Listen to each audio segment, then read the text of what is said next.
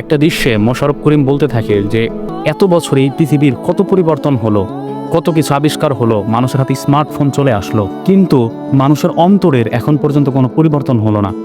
মানুষের অন্তর আগের থেকে আরও বেশি কলুষিত হচ্ছে। তারা জাতপাত এবং বিভিন্নভাবে মানুষকে বিভক্ত করে দেখছে। প্রকৃতপক্ষে আমরা যদি খেয়াল করি তাহলে দেখব যে মানুষকে আসলে মানুষের হিসেবে দেখা হয় না, মানুষকে দেখা হয় তার অবস্থানের ভিত্তিতে।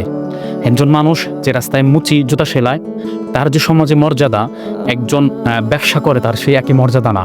এমনও দেখা যায় যে একজন সাধারণ মানুষ যার জীর্ণ শীর্ণ পোশাক, তাকে আসলে লোকজন ধরতে চায় না বা তার কাছে বসতে চায় না, তার সাথে মানুষ কথা বলতে চায় না। কথা বলতে গেলে তাদের ভেতর থেকে নিজেকে নিচু অনুভব করে। কিন্তু এমনটা তো হওয়ার কথা ছিল না। পৃথিবী উন্নয়নের সাথে সাথে মানুষের মনের বা অন্তরের উন্নয়নটাও বিশেষভাবে জরুরি ছিল, যেখানে মানুষে কোনো ভেদাভেদ থাকবে না। মানুষকে অর্থ সম্পদ বা তার অবস্থান দিয়ে বিচার করা হবে না, মানুষকে মানুষ হিসেবে বিচার করা হবে। এটাই আসলে আমরা চাই, কিন্তু এই সমাজে এমনটা হচ্ছে না।